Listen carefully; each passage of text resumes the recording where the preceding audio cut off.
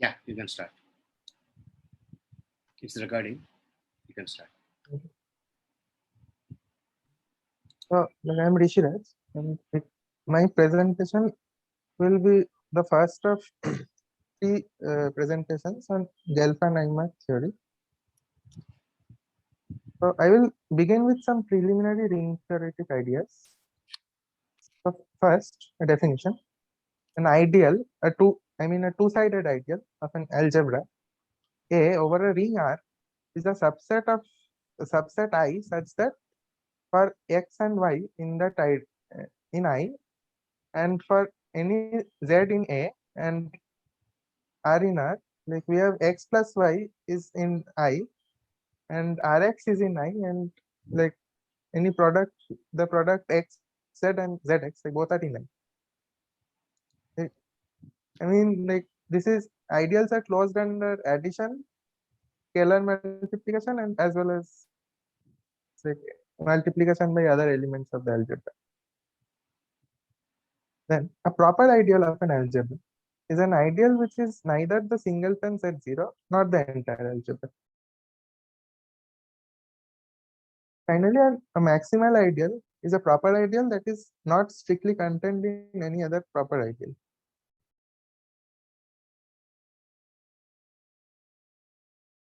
Now some lemmas that we will be using later. First, the norm closure of an ideal in a normed algebra over C is also an ideal. So, like suppose that normed algebra is A and the ideal is I, then like from the properties of like sequences we can see that like I closure is closed under addition and multiplication and scalar multiplication. I mean, like if we have x and y that are in I closure, then like we can find sequences xn and yn such that xn goes to x and yn goes to y in norm, then like xn plus yn goes to x plus y. Like similarly for scalar multiplication. Now it will be shown that like this is closed under multiplication by elements of the algebra as well. Like we will show one of the directions, the other follows similarly. Like the other can be done similarly. Now, if we have some x in I closure, like again, like find the sequence xn which converges to this x. Now, if we are trying to show that xn times z goes to x times z, so like we will first deal with the case z equals to 0. If z equals to 0, then xz is just 0 and x and z is also like 0, so like it there's nothing to be done. So now we can assume that z is not 0, and then like thus the norm of z is not 0.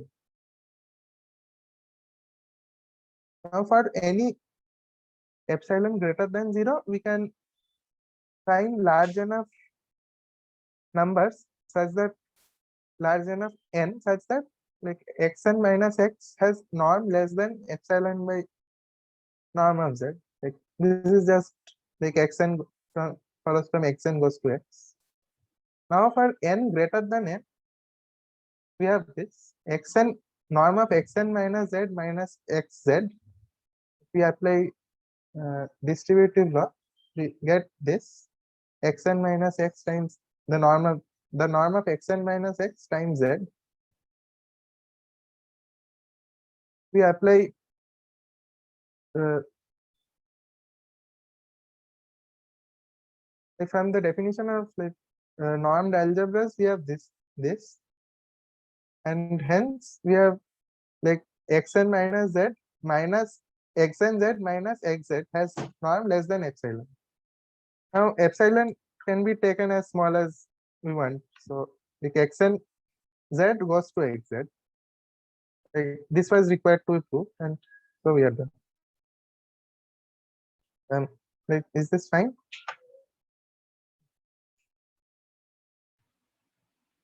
Yeah. I will proceed. Now, if I is a closed ideal in a normed algebra A, then the quotient normed vector space A mod I is a normed algebra with the definition with the multiplication x plus I y plus I is equal to x plus xy plus I, and this thing is a Banach algebra if A itself is. Now it was proved previously in the previous semester that like whenever A is a Banach space, then A mod I is a Banach space. Like since like I is a closed subspace of A, so like it remains to check this inequality. Indeed, now we have x, like we call uh, this second norm one, like to be the norm on A mod I. Now xy, the norm one of xy plus I, this is less than equal to xy plus xm plus li plus lm. This thing's norm, because like, by definition, like xm plus ly plus lm, this is an element of I. Now we can just factorize this and apply the inequality for the inequality for A, like this inequality for A, and thus we get that xy plus norm xy plus I1 is less than equal to norm x plus L times norm y plus n for each L and n that are in the ideal I. Thus we can conclude that norm one of xy plus I is less than equal to infimum over infimum of L and m in I of norm x plus L times norm y plus n. And like there are there are two separate things which we are taking infimum over. So and like only one of them is relevant for each of the terms. So like, this is just equal to norm one of x plus I times norm one of y plus I. Hence we are done.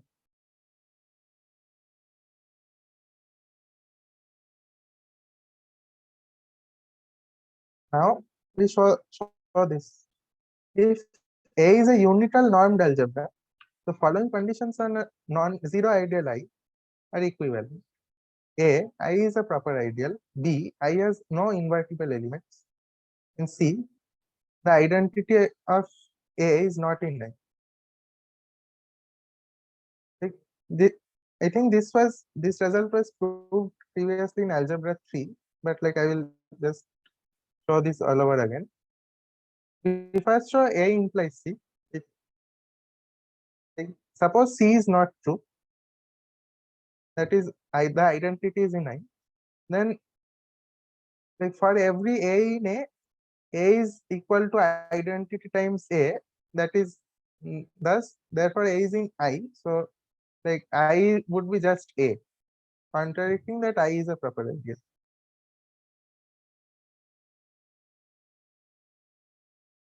Now for C implies B,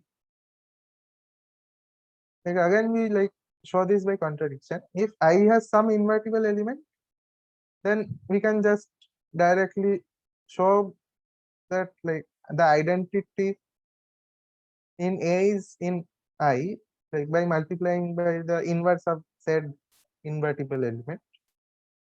But that would be a contradiction. And B implies A is obvious because like I is a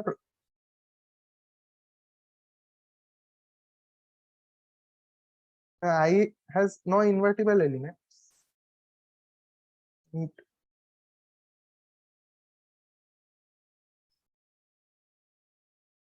I has no invertible elements like this. Like this implies that in particular the identity is not in I. So like I is not the whole set A. So like I would be a proper ideal.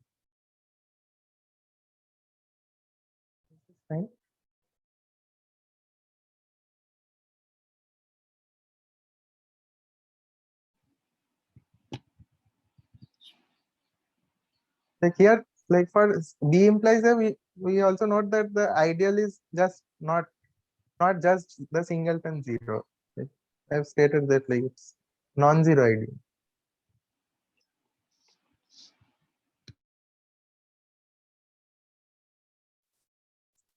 Now we have this.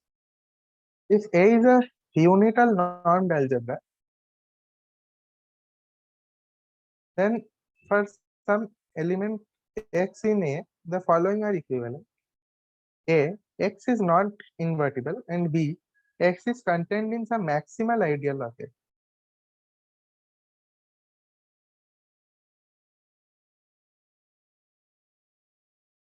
Now, for this, we will only show A implies B because like B implies A is like just a particular case of this one lemma 1.5. Like X is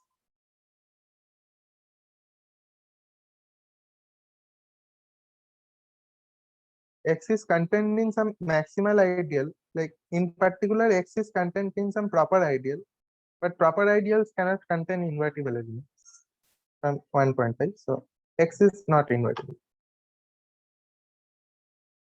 Now, if X is 0, then like X is contained in like every ideal of A. So like we have nothing to it. Like in particular, it would be contained in every maximal ideal. So we assume X not equals to 0. Now we look at the ideal generated by X. This is a like if X is not 0, and like we already have that X is not invertible. So like one does not belong to this ideal generated by X. So like we can say that this ideal is a proper ideal of A. Now we look at the collection of all proper ideals of A that contain X. Like we call this collection to be sigma A, sigma sub X. Then like sigma sub X is non-empty, as like we have, or we already have one proper ideal that contains X.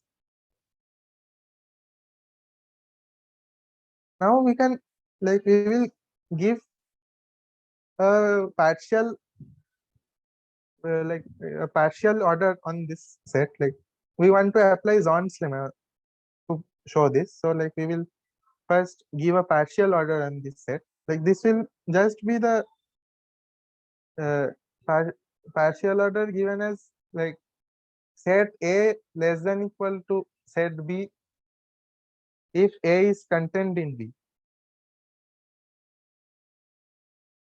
Now it suffices to prove that like sigma of X has a maximal element.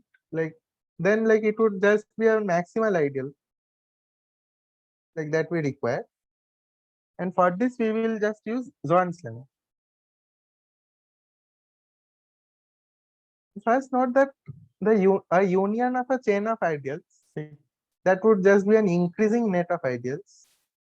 Like that is an ideal.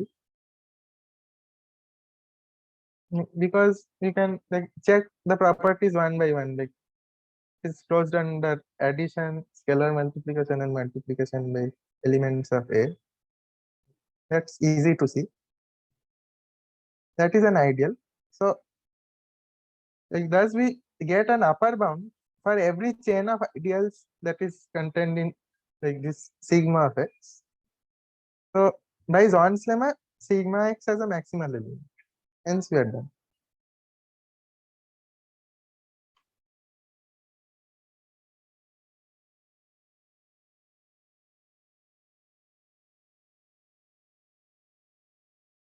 Now we prove the Gelfa-Mazur theorem.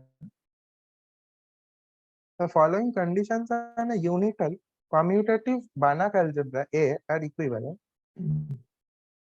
A is a division algebra. That is, every non-zero element is invertible. B, A is simple. That is, A has no proper ideals. And C, A is just the ideal generated by 1. .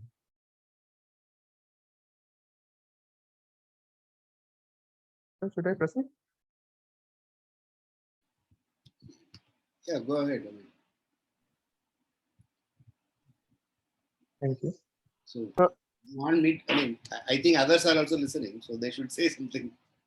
So, this is Kind of a problem. if something is not clear, they should ask. But anyway, you are going very slow, and it's fine. No problem. Unless you go very fast, there is no problem. Okay. Since you are Okay. going very slow, if there is a problem, people should ask. Okay. Okay. Thank you. Okay. Like first we show A implies B. If A has a proper ideal, like then like we have that no element of this proper ideal is invertible. Like that's just lemma 1.5 if you recall.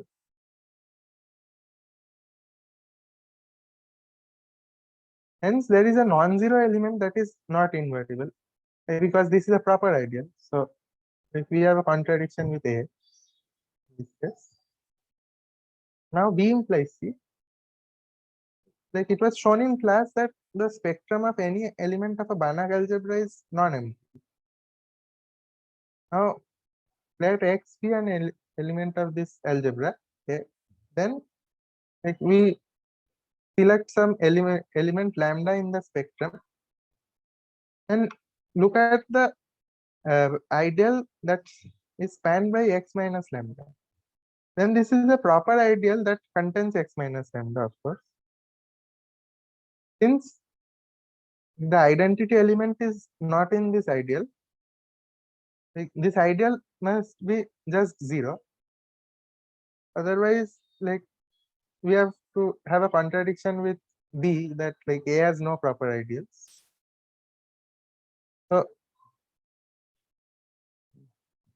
So X minus lambda is 0. Hence, X is just lambda times the identity. Now we remember that we selected X arbitrarily. So every element can be represented in this form. Hence, like A is just the ideal generated by 1. Now for C implies A, like we can like note that since C is a field that it like A will also have a field structure. So like every non-zero element is just invertible. He is not the ideal generated by one, right? It is C, as in it is the vector space generated by one. As in the ideal generated by one is always A, because an ideal is stable under multiplication. Oh, okay. I'm extremely sorry about that. Sorry. It's just C times 1. Okay. That's a mistake. Okay. Thank you. So next we define a complex homomorphism. Complex homomorphism on a commutative Banach algebra is a mapping phi from A to C, which is a non-zero homomorphism of algebras. That is, like it is linear and like phi of xy is phi of x times phi of y for like all xy in A, and again like also like phi is not identically 0. We call the collection of complex homomorphisms of A the spectrum of A, and we denote it by A hat. For each x in A, we define the function A x hat for from A hat to C as x hat of phi equals phi of x.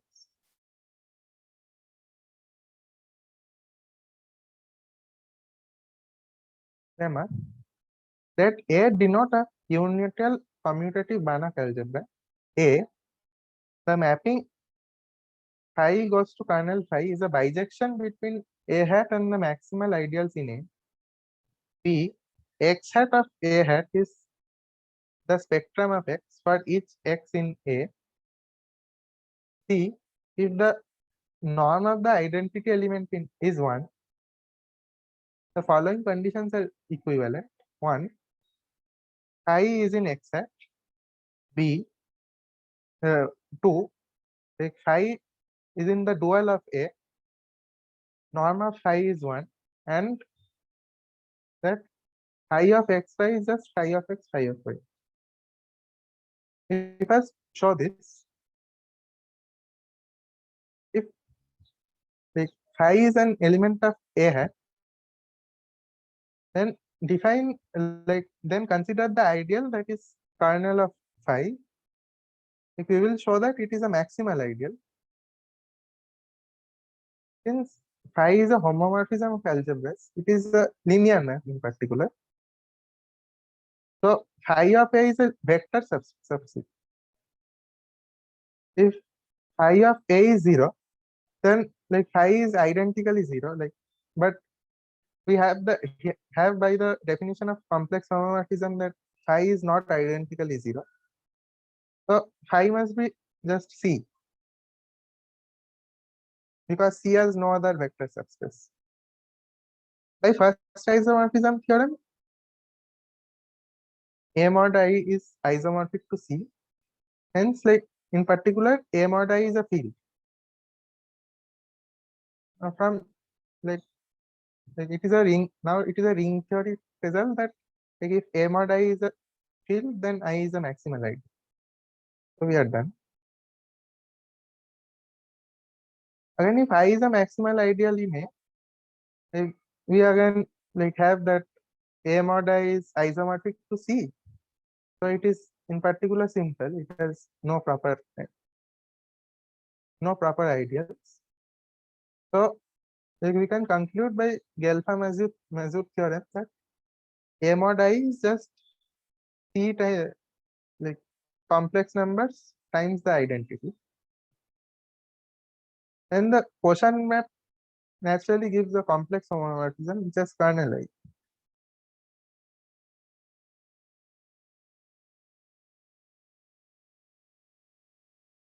Because we have this quotient map, this thing has kernel I, and so we get the complex homomorphism by associating A mod I with C.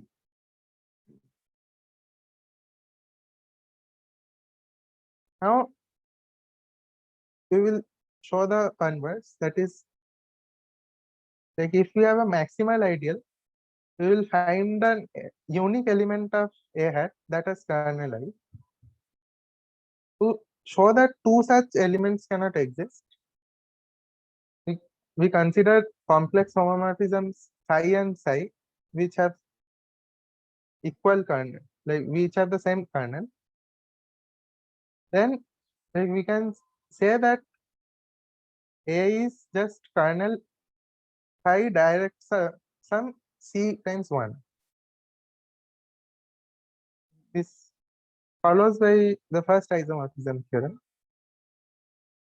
Now if X is not in kernel phi and psi of X is 1, then we can conclude that X is some K times lambda 1, like from this representation, and lambda is not 0, because like if it is 0, then like psi of X would be 0. Like from here, like we can conclude that psi of 1 is 1 by lambda. Since phi of 1 is not 0, like otherwise like it won't be invertible. We have phi times t of 1 is equal psi of t times 1 is mu by lambda times psi of t times 1 for each complex number t. Similarly, we can show that like phi of X is mu by lambda times psi of X. Like this we can like just show using this representation. But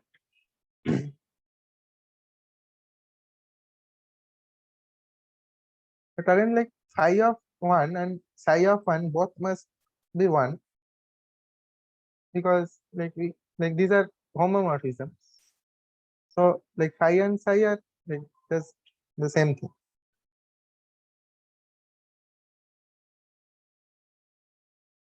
So this proves it. Now for B, that x hat of A hat is the spectrum of X. If phi is a complex homomorphism, then like X minus phi of X times identity is in kernel of phi, because like apply phi to this, then like it would become like phi of X times phi of X minus phi of X times phi of 1, that is just 1. So this thing becomes 0. So you can say that phi of X is in the spectrum of X. So X hat of A hat is a subset of the spectrum. Now we have shown, like we can conclude from A that every maximal ideal is the kernel of some element of A hat.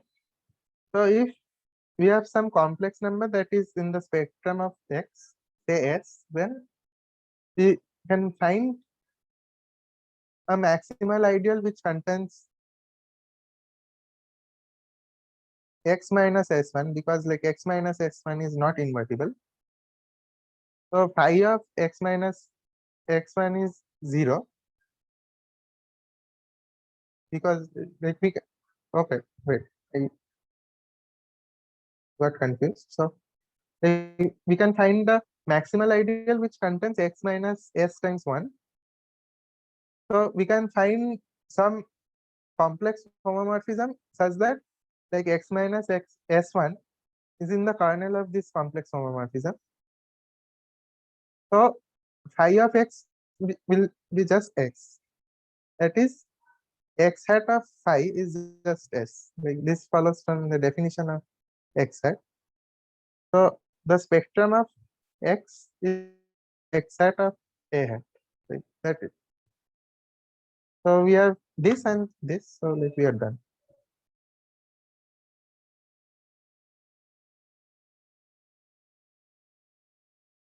Now we show C. We can like it can be checked by hand that 2 implies 1. So we will just show 1 implies 2.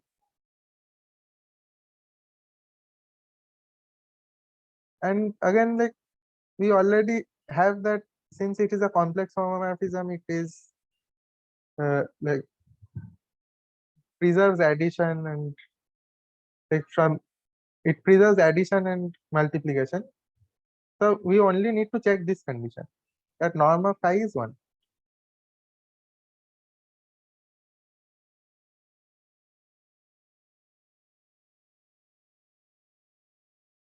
Okay.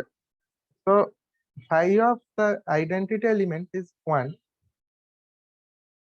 So like norm of phi is greater than equal to 1, because like norm of phi is okay, never mind. So and again, like we have that phi of X is an element of the spectrum, like from here. So the absolute value of phi of X, that is less than equal to the spectral radius of X. Again, like the spectral radius of X would be just less than equal to the norm of X. Like that was also proved in class. So we have that like absolute value of phi of X is less than equal to norm X. Hence, the norm of phi is less than equal to 1. So from this and this, we have the norm of phi is equal to 1. Hence, we are done. So, as I conclude my presentation. Oh, that's all. Okay.